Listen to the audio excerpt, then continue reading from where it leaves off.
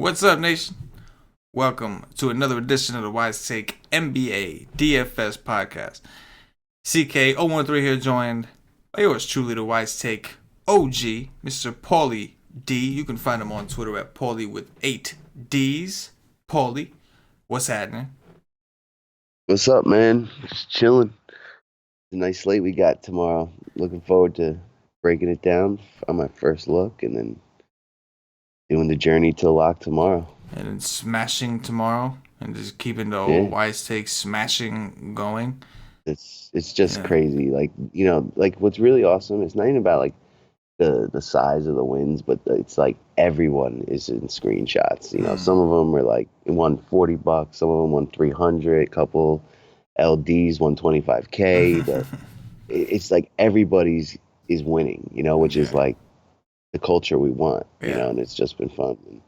And, I mean, you and I have been doing awesome. I'm going tomorrow will be 9 days in a row winning if I can win. So I'd like to continue that. Yeah, man, it's been an incredible thing. Even on a 2-game slate, I didn't do well. I had 100% Chris Paul, so I was done from gate. But like, seeing like you doing well, seeing even LDP, our boy LDP did well. Going in a Slack chat, and it just like fixes everything because you see that there's so many other guys in the nation who did well, and it's just like we had someone win 10 grand tonight. He split the donkey with like 40 other people on FanDuel, but 9,851. He just tweeted it. There it is. Glorious. That's what we do. That's what we do at the Wise Take Nation. If you ain't here, I don't know what you're waiting for. I don't know.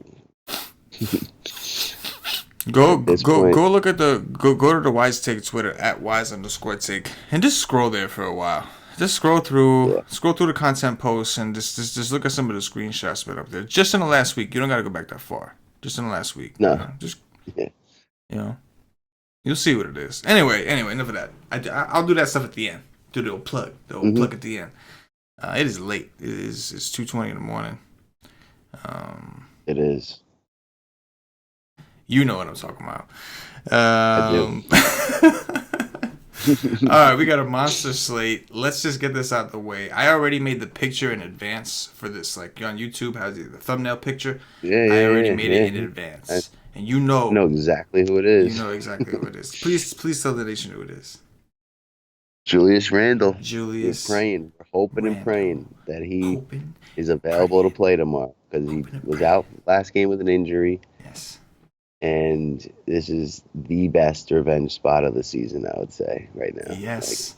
It doesn't get much better than this narrative. It could be so glorious. And I'm holding out hope. The FanDuel guys ain't going to like me saying this, but as a DraftKings player, I'm holding out hope that they don't say if he's playing or not.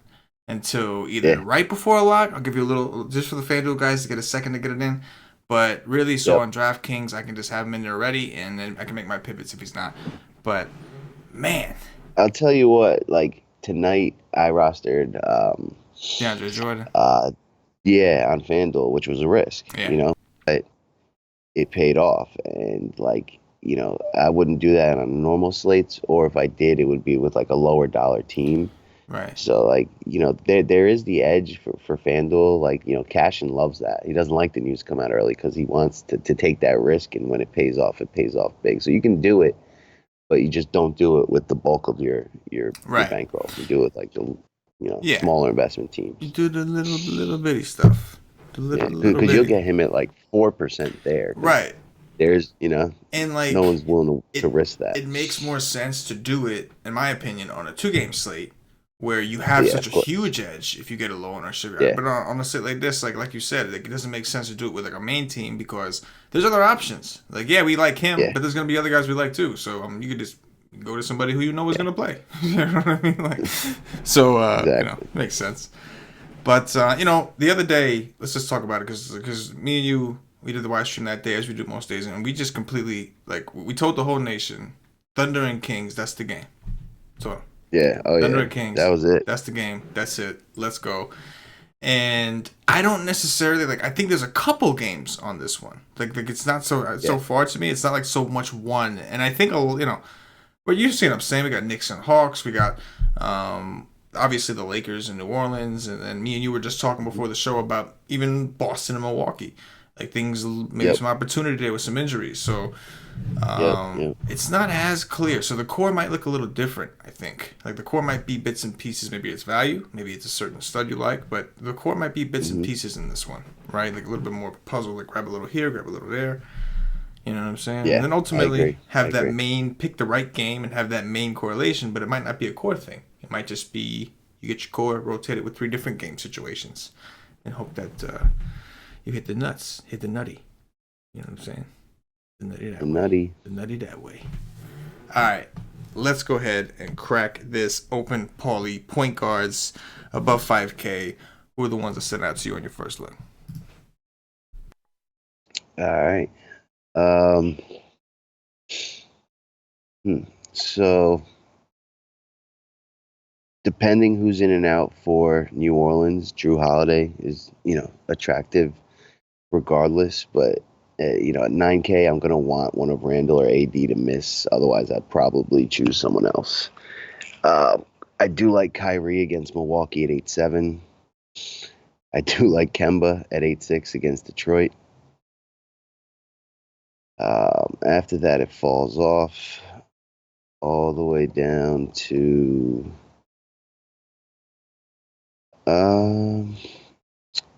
I don't mind Eric Bledsoe at 6,700. His price is down like $900 against Boston. You want to pick on Boston with either the ones or the fives. And at that discounted rate, I don't mind him.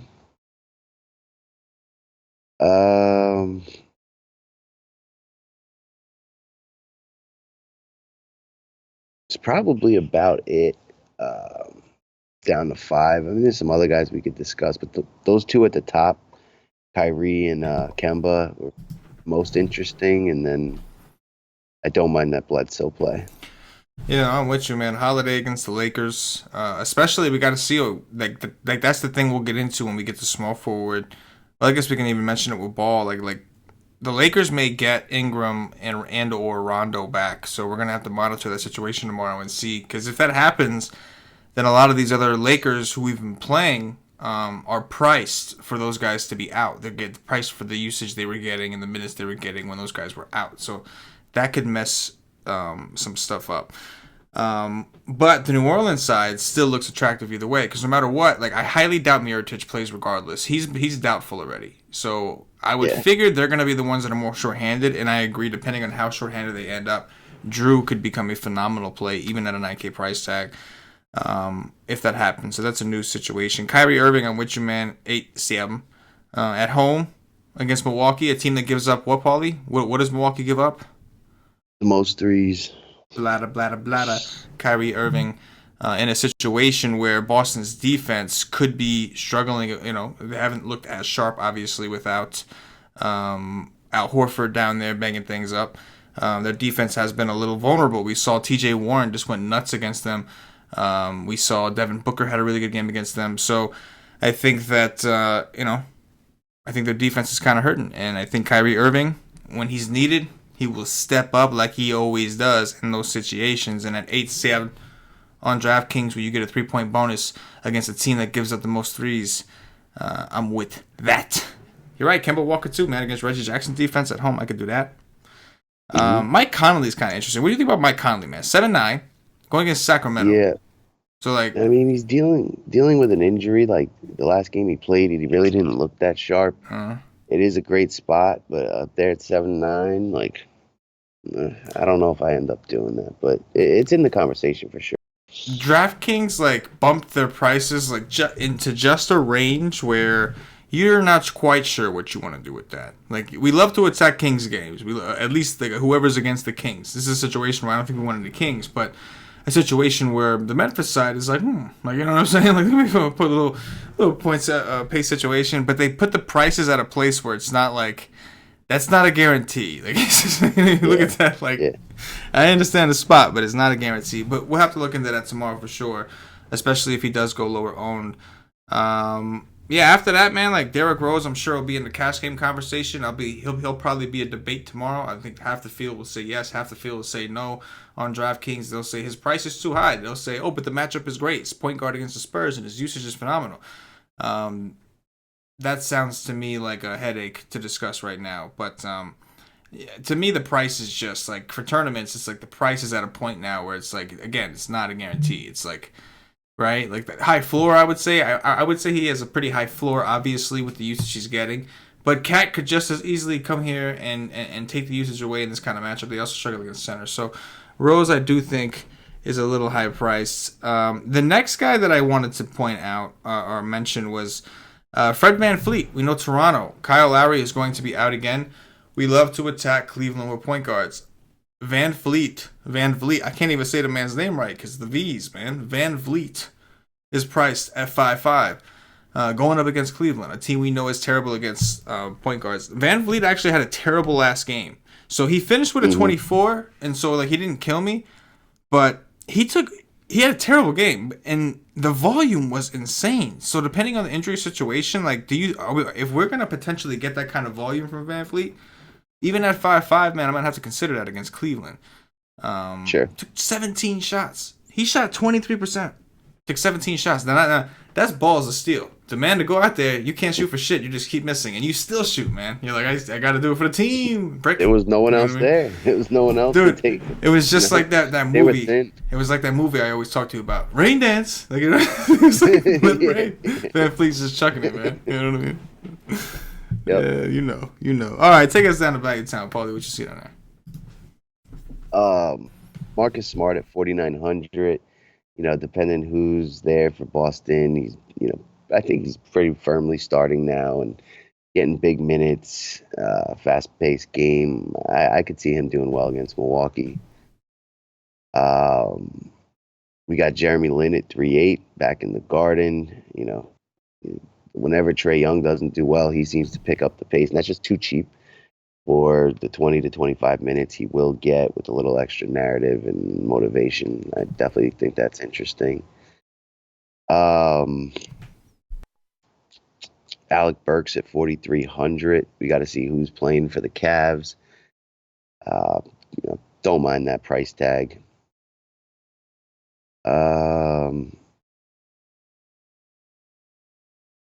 Delon Wright, 4,100. If you think Toronto kind of, runs away from Cleveland, additional blowout run, he put up about 20, 24 in that game as well.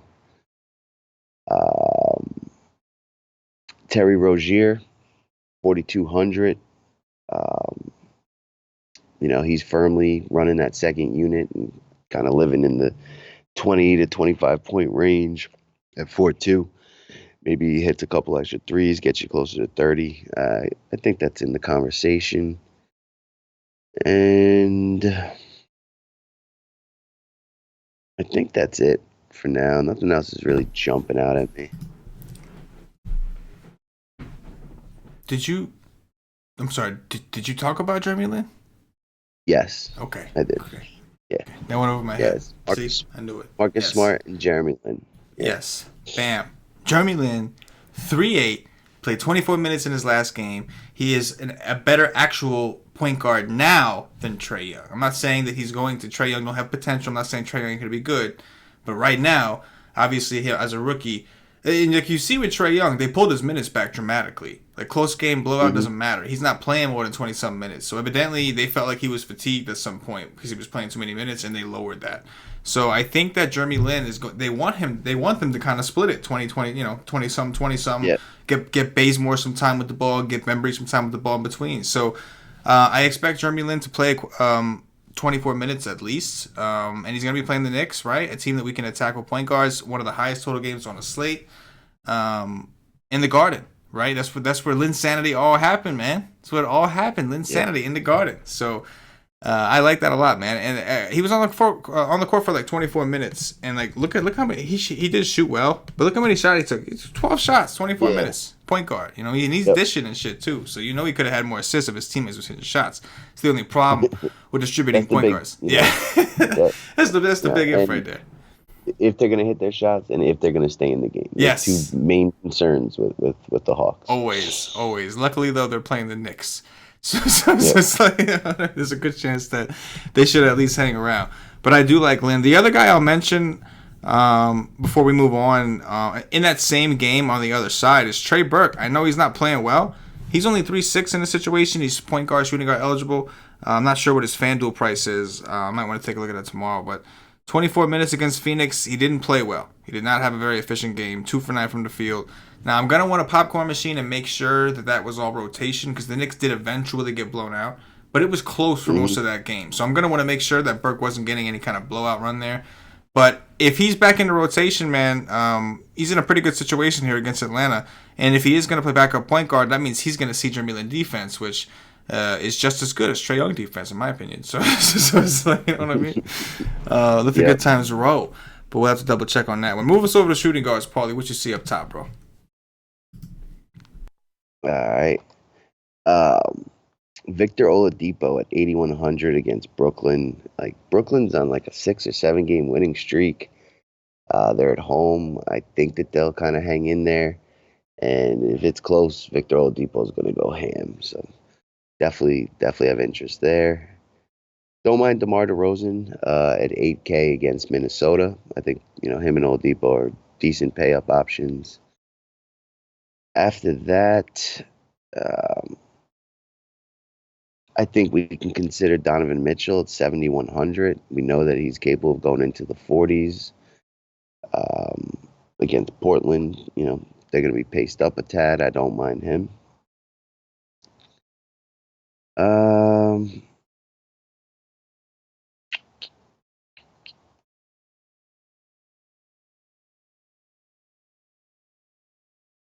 Not a ton else. Maybe Malcolm Brogdon back down at 5,400. If that game stays close, he's going to do a little bit of everything. And, I think a 30 is not out of the question in a close game, which would be close to 6X. That's really it, though. Mostly those two guys up at the top that I'm most interested in. Yeah, man, I think Oladipo at 8-1 is a very attractive price against Brooklyn, as you mentioned. I think on FanDuel he's not that much more expensive. We haven't seen him quite have his style game just yet. I'm a little worried that Miles Turner is not ready to release his grip on what he's been doing. So Oladipo has clearly been in somewhat of a backseat role in comparison to what we're used to. Aside from when I think it was the Knicks they played. Yeah, against the Knicks. He went ham against the Knicks. But against Brooklyn, right? Like pretty much if you're the main scorer on the team, usually you go nuts against Brooklyn. That just seems to be the thing. So I'm with you on that, man. 8-1 is kind of too cheap of a price for Oladipo.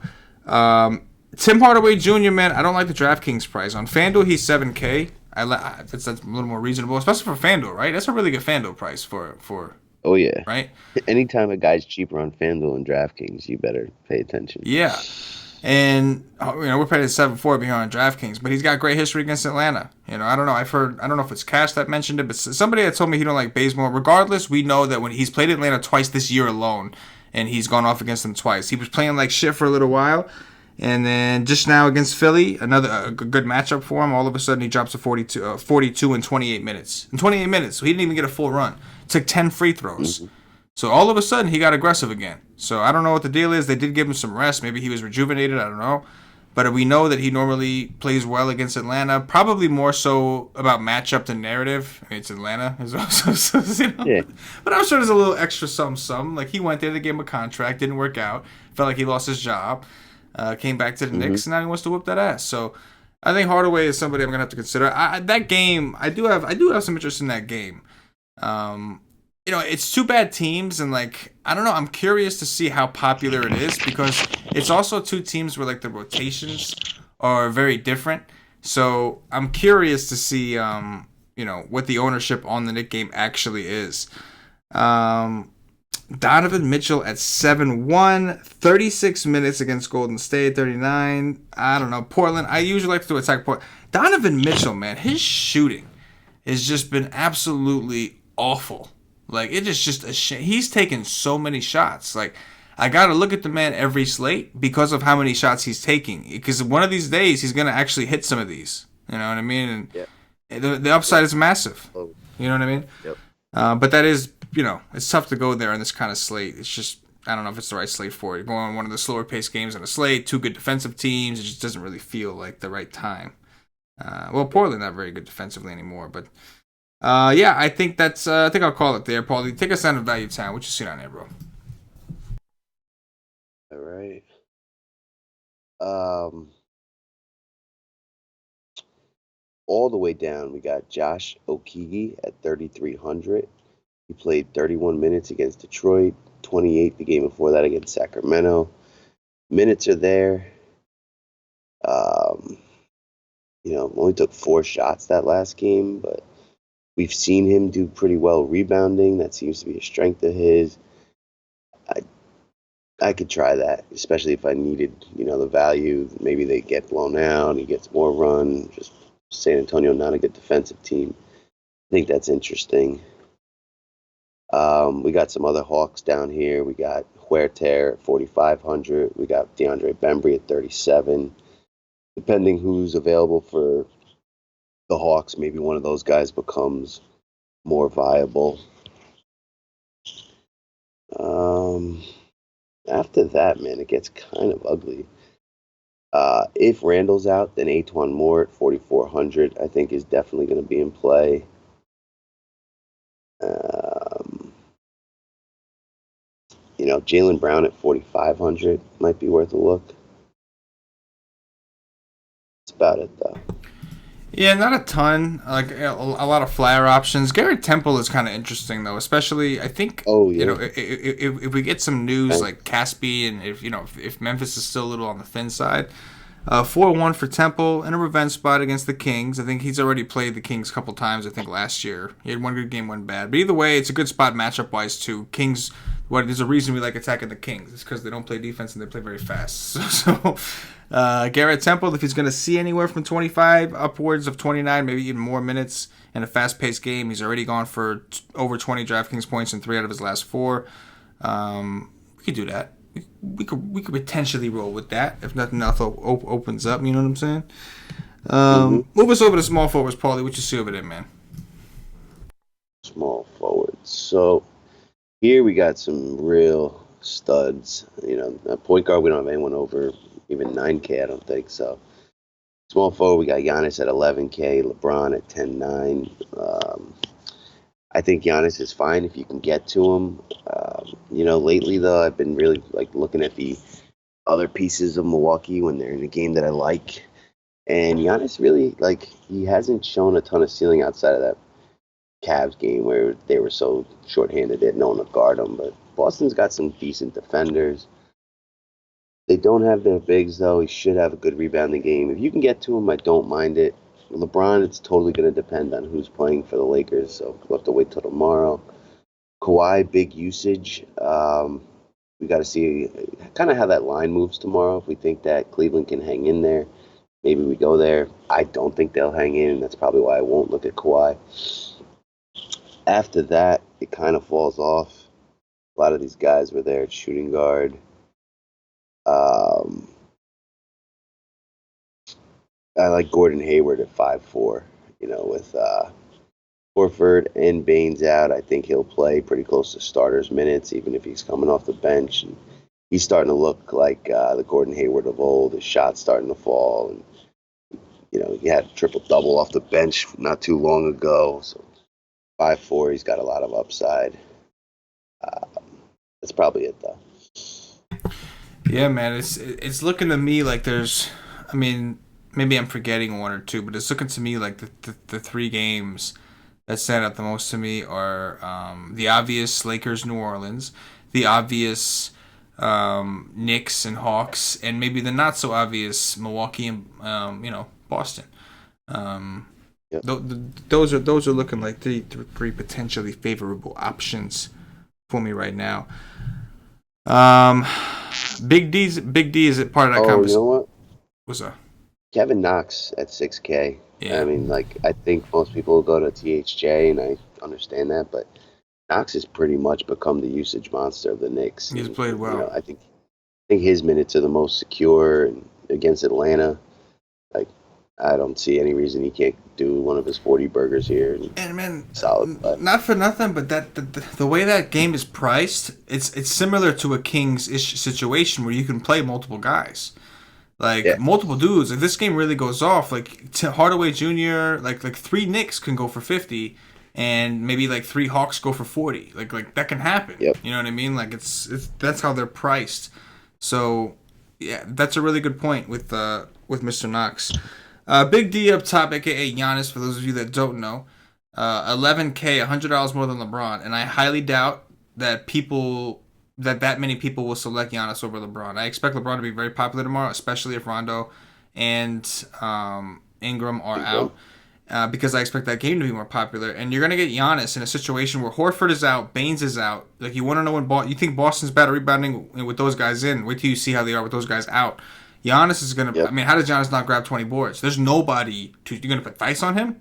You know what I'm saying? Like, there is nobody to stop this man. So, I like to take Giannis when I know the rebounds are secure, and this is one of those situations where it looks pretty damn secure.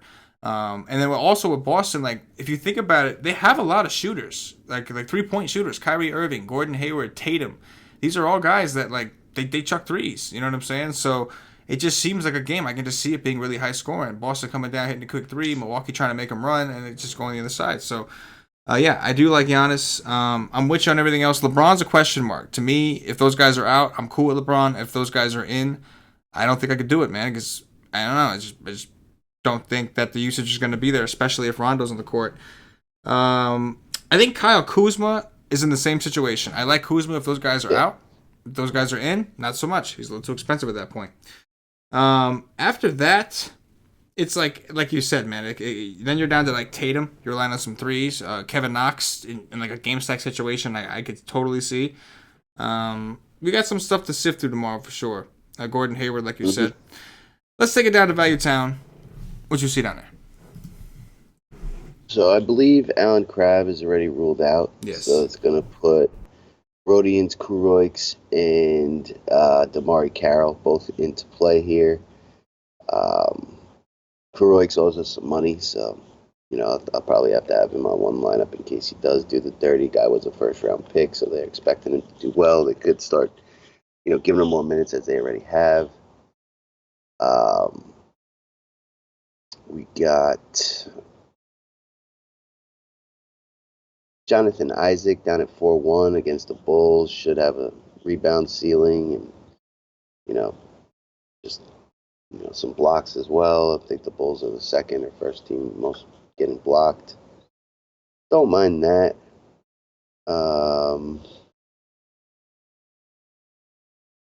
If Julius Randle's out, then Darius Miller at 4K probably gets the start in a good spot against the Lakers. Jay Crowder, we like small forward, power forward, wings against Portland.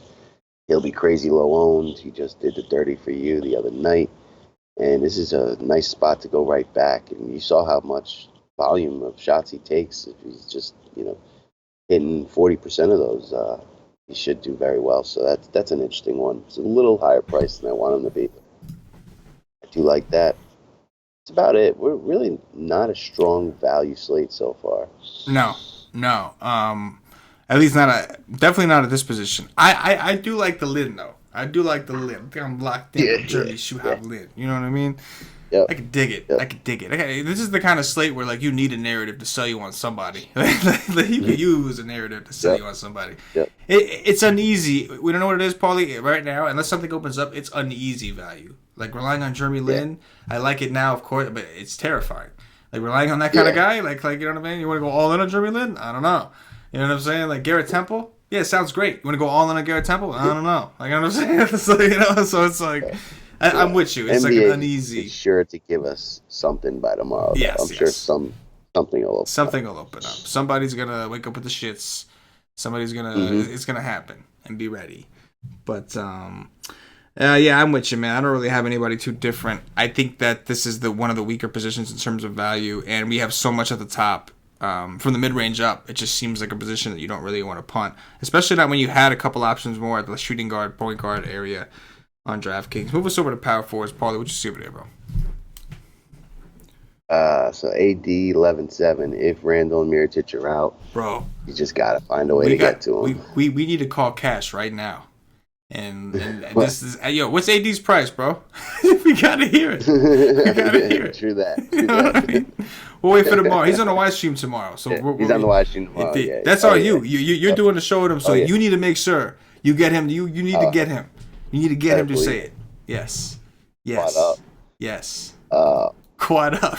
Blake Blake Griffin at 9,400 against Charlotte. That's pretty interesting.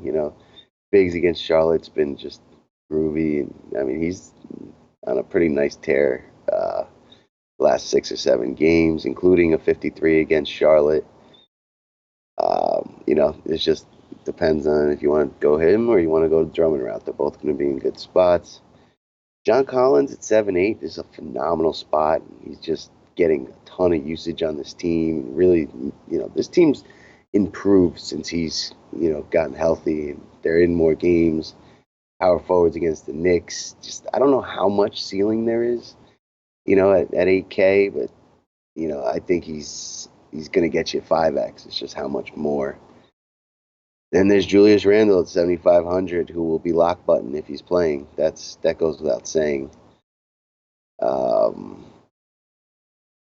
Domantas Sabonis is starting to look like the Domantas Sabonis of earlier this season. Centers against the Nets. His price is down to 6,600. I could see him going ham here. I like that. Ibaka's out. I could definitely do Siakam against the Cavs. Rudy Gay at 6-1 against Minnesota. That's attractive. Jaren Jackson Jr. against Sacramento. That's extremely attractive. This is a deep position. I'm going to stop it there, but I like a lot of those plays I just made. Yeah, I'm with you, man. Anthony Davis, there's speculation that he wants to go to the Lakers. The Lakers trying to get him. It's all speculation. Either way, he does have great history against the Lakers. So regardless from a matchup standpoint, it is a phenomenal spot for him out west. Blake Griffin, going to be low owned. That's a game that's going to get totally ignored most likely on this kind of slate. And him and Drummond are both in really good spots. I wouldn't be surprised if Blake did the dirty here. I'm pretty sure he had a pretty good game against Charlotte recently. One of those guys did, but I'm pretty sure it was Blake. Either way, Collins, man. Collins, like I'm picturing a Knicks game stack, and it like fits all wonderfully. And Collins is a big part of that game stack. Like he's everything. Like you said, the Hawks' biggest issue is keeping in the game, and I got to admit, Collins is keeping these dudes competitive. He's keeping them in the game. He's taking a lot of shots, high percentage shots. He's getting rebounds. He's playing some defense. And like you said, power forwards against the Knicks all season, we've just seen it go down. So I do, especially if the Knicks are going to be dumb and not play Cantor. You're going to be stupid and not play Cantor, a big man down low. Let John Collins go up there and grab every fucking board that there is. So John Collins, I know 7-8 is scary, but in a game stack environment where you're just hoping everybody goes for 50 or more, he would definitely be a piece to that. I will say this, against Denver, he did go for 57 against Denver. So it's possible. Not likely, but it's possible. And, I might have some of that tomorrow. Lauri Markkanen. I think that Markkanen is in a pretty good situation. It's the lowest total game on the board, slow-paced game, but it is going to be, there's opportunity there. And with Bobby Portis out, we'll talk about Jabari Parker when we get down there. I have found an interesting note on FanDuel that I'll share with you. But Lauri Markkanen, I would expect him to get a big uptick in minutes. He played 33 against Brooklyn. That was a close game. I think Portis got hurt in that game, so I would expect him to get at least 33 minutes. And at 7K, I know he's just coming off a bad game, but if you 40 is almost like a, even against the Magic, 40 is almost a guarantee at that point. So the question is, how much higher is his ceiling? That's going to depend on how many more minutes he's going to play, I think. And that's just the question. And also it comes down to, do you want to take somebody from the lowest total game on the board with so much goodness out there and so many other loaded, areas. And then, like you said, I mean, like, none of this, like, let's be honest, none of this really matters if Randall's playing, right? Like, Exactly. You know what I'm saying? You know what I mean? Like, Yep. on DraftKings, obviously, I can mess around. I can play him at center, so I can play some of these guys. Of course, no problem. We got to see how deep center is. We got to see. But, yeah, Randall, yeah. Hopefully he plays. We'll see. Take us out of Value Town, Paulie. What you see on there? So, the two dudes on Boston, you got Theus and you got Robert Williams, who is getting more and more minutes. One of those bigs. Williams is at 38. Theus is around 4K. One of those guys is probably going to go off. Maybe even both, but probably just one. Both very attractive. Um, you know, Jabari Parker is 4,200. He may have to play. If not him, Wendell Carter, 4,900, getting his minutes back. One of those two, I think, are firmly in play in value land. Real quick, I got you on that Jabari. So, Coach Jim Boylan said Thursday that Parker, I quote, needs to be ready to play, end quote. It sounds like he's still considered to be behind in the depth chart behind Markkanen and Chandler Hutchison. So it was very, very clear that he was the organizer of that walkout. But he even says that he's got to be ready to play. So we'll see. We're paying you, so you better be ready when we call on you. That's it. Yep. Keep going, Paulie. Ed Davis, 3,500 against Indiana. I don't mind that. They probably need him. That's it. I mean, those five guys are definitely the value guys that I'll be considering at this point. That's really interesting. You mentioned with the Boston situation. Obviously, we want to take advantage of injuries, and we have a couple injuries there. Now, the more attractive play, I think, at this point is probably Williams, right? Because he's cheaper. And he actually won the minutes battle in the last contest. My only concern is who is the guy that matches better with Brolo? And I think that's technically, I would think that'd be Theus, a guy who does play, who has also played some power forward, can spend time out in the perimeter. But we're gonna have to dig into that tomorrow because I would like to play Robert Williams. He's the one I would like to play. Like, you know what I mean? Robert Williams could defend Giannis though. Like, yes. You know what I mean? Like, he's probably their best option to guard Giannis. This is he true. Could get more minutes for that role in particular. Like, they've done this in the past. Like, one of my biggest winning days, like 2 years ago, was Jaylen Brown's rookie year. He played 40 minutes out of like nowhere just to guard LeBron. So Brad Stevens, he like, if you take a look at Robert Williams, like watch him play, you'll see very fast that he's got the length and like the body size. He's definitely smaller, but he's probably their best option to guard Giannis. I mean, that's what it comes down to is they don't have anybody else like to do it. Yeah, you can put this on him. So I'm with you, bro. Like, he's the guy I want to play. He's one of the value options that's like, okay, now we got some shit. You know what I mean? Yeah, I do like that. I do like that a lot. Now we got some shit that we just stepped in. You know what I mean? Yep. Yeah, I like it, man. He's no doubt a standout in this particular situation. I think I'll throw one other guy's name into the hat. I want to hear your thoughts on him though, because you're the one who called him last time, and that's DJ Wilson, 3-4. Any interest against Boston? We got to see who's available for Milwaukee. If Ilya's out, Ilyasova's around, and Brogdon was out that game too. So we got to see how many bodies they got. But for sure. Possibly. For sure. All right, centers, Paulie. What you got? Karl-Anthony Towns at 9-3 against the Spurs, maybe. I do like Vooch against the Bulls. That's probably more of like a game stack situation, though. Like, if we think this game can stay close, you're going to want pieces from both sides.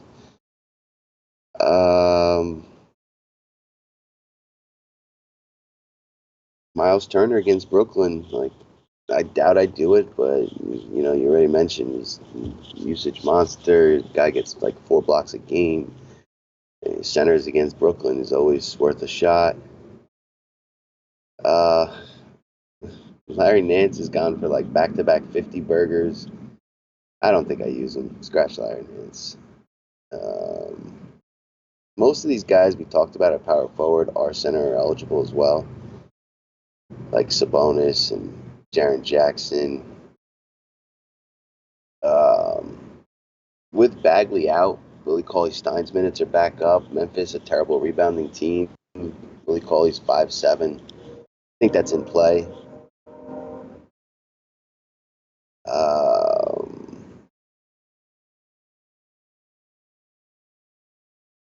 If Greg Monroe gets the start again against Cleveland, I would like him at 4'7".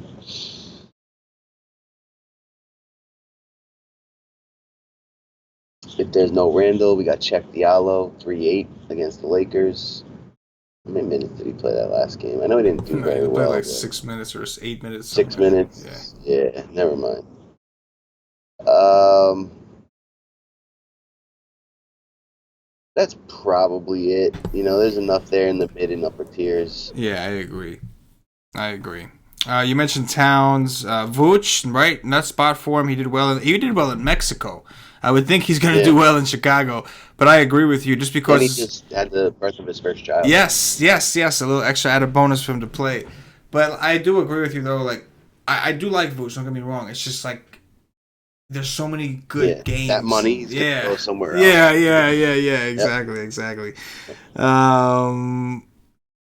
Yeah, man. Like Turner, I can get down on at 7-3. I don't like paying that kind of price. Cantor, I don't mind in the game stack if you think he's gonna play. Honestly, like I don't get me wrong. There's some decent center options, but it's looking to me more and more like I'm gonna try on DraftKings to play some of these power forwards. Like I play Randall at maybe center or AD at center or something like that, and just like squeeze in as many of those forwards as I can, because that was where it was at. You know what I mean? That was where it was at. For sure. But yeah, there are a couple nice centers that you can grab. I like the Willie Cauley-Stein call as well. Sneaky little call if you're looking to play like a mid-tier center build. Memphis is a terrible rebounding team, so Cauley-Stein should be in a pretty good position to sit there and rack them. One other guy I'll mention, Marc Gasol. I think that if Connolly is hobbled a little bit, if he's hurt in any way and trying to play, I think Gasol might have to pick it up a little bit. We know we can attack the Kings with centers. Gasol is 7-7 on DraftKings, which is just a glorious price for the Wise Take Nation. So Gasol is kind of interesting. I'm a little concerned with like ceiling from what we've seen, but we know he's got it in him. He's just got to whip his thing out and put his nuts on the table and just expose the world. You know what I'm saying? But is he going to do that? I don't know.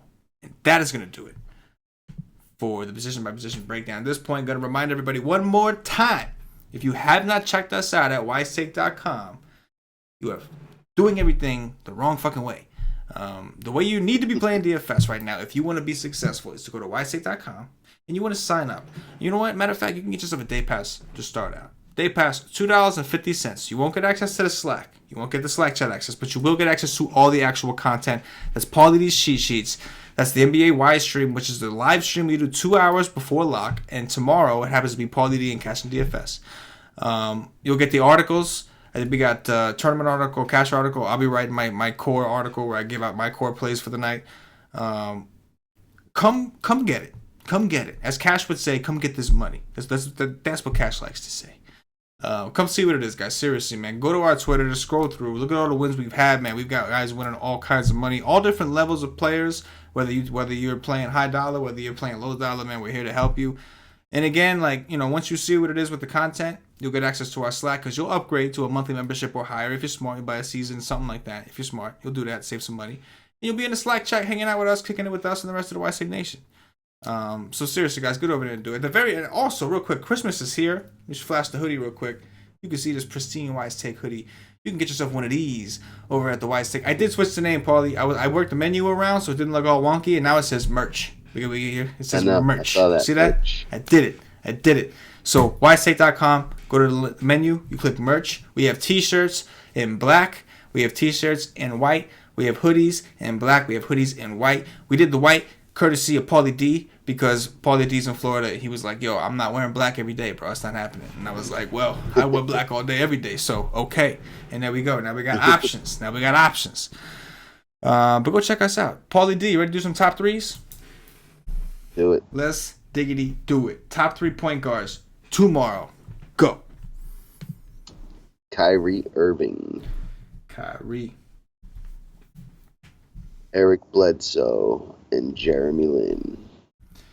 Yes, Jeremy Lin. I'm digging it. I'm going to go with Jeremy Lin. That's what I'm going to do. I'm going to go with Jeremy Lin number 1. I'm with you on the Kyrie call as well. Really like that. And just wanted to make sure I didn't miss anything else. I don't think I did. And I will go with... Oh, a lot of anticipation. I have to go Drew Holiday here. So, right. Kyrie, Drew. Shooting guards. Um, Victor Oladipo. Depot. Give me some Fred VanVleet.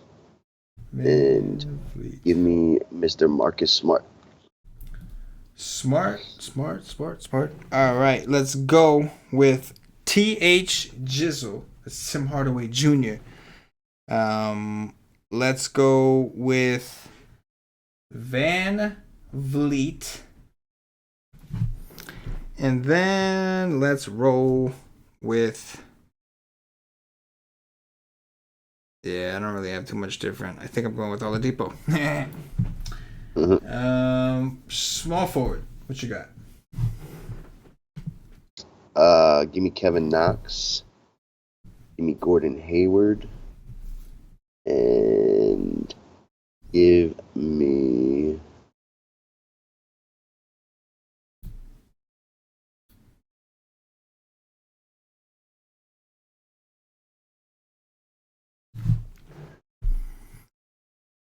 Give me Jay Crowder. I like it. I'm going to roll with Big D, a.k.a. Giannis Antetokounmpo. I'm then going to roll... Man, I hate when we don't have injury, man. I hate when we don't have injury news. Mm-hmm. I mean, even on the podcast, it's annoying. You know what I'm saying? I would pick one of Kuzma or LeBron for this. But I'm going to play it as if those guys are in, because those are more obvious plays anyways. And I will go with Tatum. Mm-hmm. And I'm with you on the Knox call. Let's go with Knox here. Power forwards, Paulie. Give me Julius Randle. Yes. GOAT. Give me Robert Williams. And give me Jaren Jackson Jr. Jaren Jackson Jr. I'm going to go with Randall as well. I'm going to go with Williams as well as the value play. I do like that quite a bit. And I'm going to take a chance. No, I'm not. I'm going with John Collins. Yes, I almost forgot about that one. Wow. That would have been a big fuck up. Centers. What you got? AD.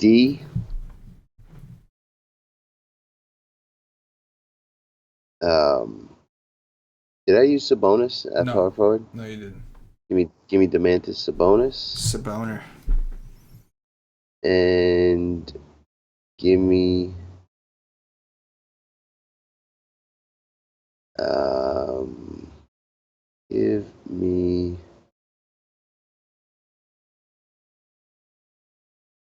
I'll go John Collins. John Musuckin Collins, that's what I'm talking about. I'm gonna go with AD. I'm gonna take a chance on Larry Nance. You know what I mean? And then I think I'm gonna end this with I'm gonna end it with some Cantor. End it with a Cantor. All right. That's gonna do it for the YSA DFS podcast. If you're watching on YouTube, please click that thumbs up, that like button, subscribe to the channel. Make sure you hit the notifications bell so you are notified whenever we go live. If you're watching us on Facebook, give us a like and a share to support the YSA Nation. If you're watching us on Twitch or Twitter, give us a follow, give us a retweet. And if you're listening to us on Podbean or iTunes, give us some 5-star reviews. Help bump us up those charts. All these things really help us out. Go a long way with the YSA Nation. We appreciate all of your support. Paulie D, anything in closing before we get up out of here? Just everybody, say your prayers for Julius Randle tomorrow, because we are all the fuck in if we get him available to play. Yes. I'm with it. Keep the money season going. Keep the money season rolling, Nation. See you guys tomorrow. We about to crush once again. For Paulie D, for myself, the entire YSA Nation, as always, good luck. Peace.